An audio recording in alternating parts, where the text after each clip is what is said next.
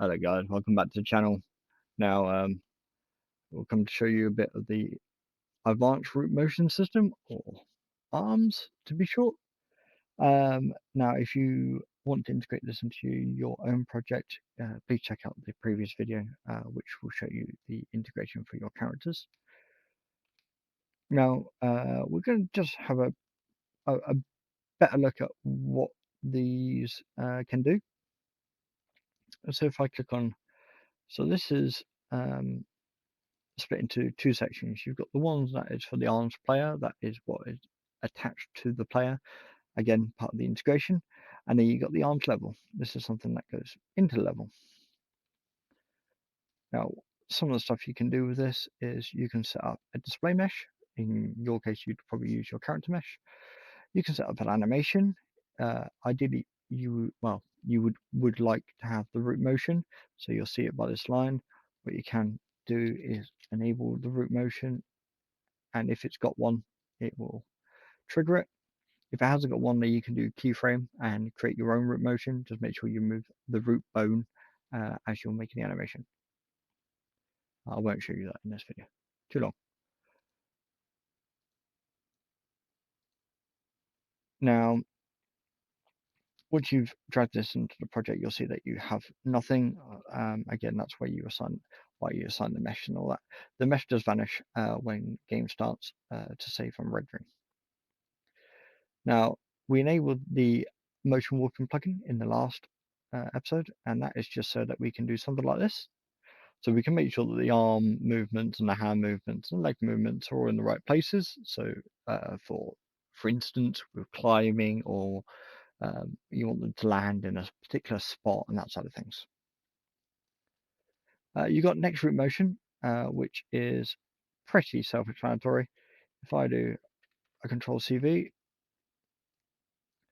and I want this one to follow on from where this one is, what I can do is I can just say that I want that to be the next one in the list. Now this will snap automatically to where the arrow direction of the previous root motion location is. That's a mouthful, isn't it? Root motion location. And then you can move it as you see necessary. Let's snap that back. There we go. That's not true. Next we got the identifier. If I simulate now, you'll see that it's got a little orb. That is just something that I've put in place there. This would be so the players know where they can trigger something or pick up or whatever. It could be a little light, all sorts. Up to you. You've then got the montage. So when we created this root motion, or you've enabled the root motion, right click on the animation and go create montage. That would just automatically create this montage, and that's what you'd put into this section here. That is a requirement. It pretty much will not function at all without it. You've got a few options for input. You've got the automatic trigger, which takes priority. That is just a case of walking in to the trigger and the root motion will start. You've got the input trigger, which again, walking into the trigger area, but you are required to press a button of some sort. Think of a climbing system, for instance. You then got is start and is end. At this current point, this is the start position, and these two over here are the end positions.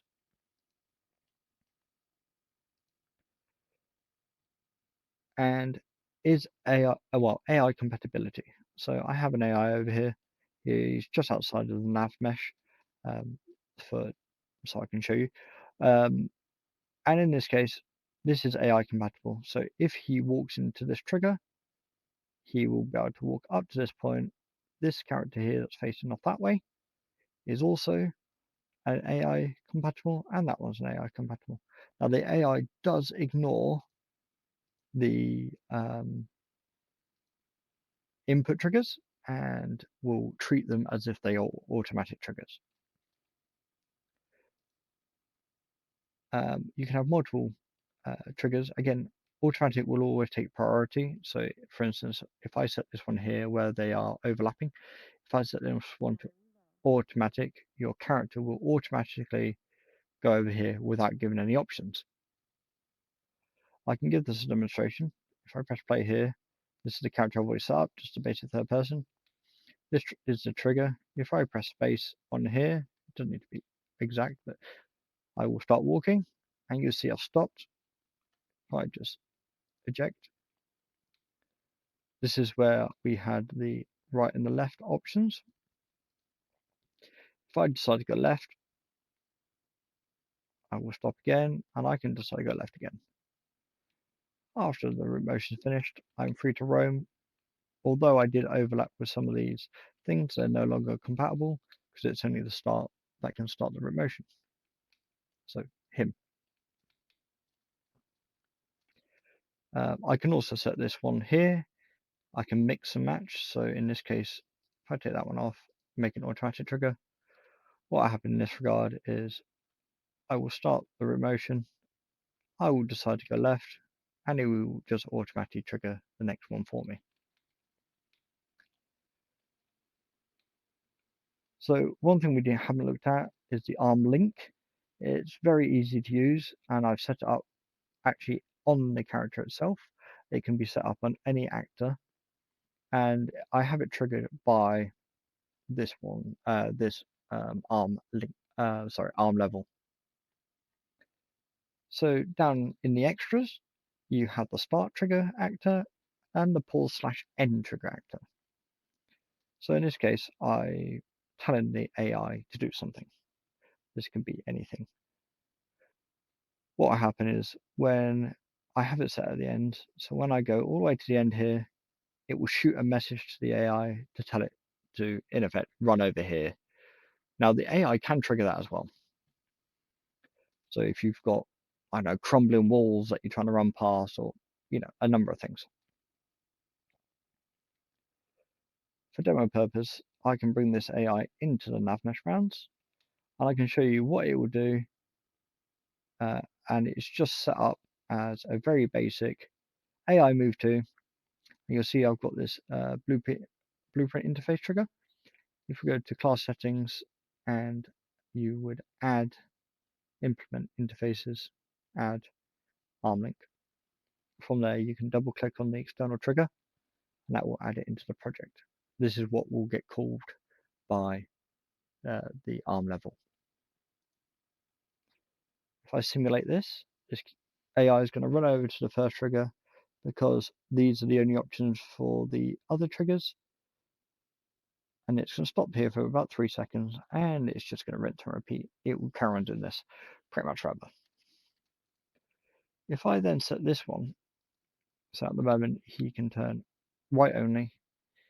If I set this one as a AI compatible, I've not tested this, so let's see how this goes. Make this one also AI compatible. He should, in theory, pick one, or he might go a bit funky. So in this case, he's gone round on the right. Just give it a sec. See if he'll go around on the left.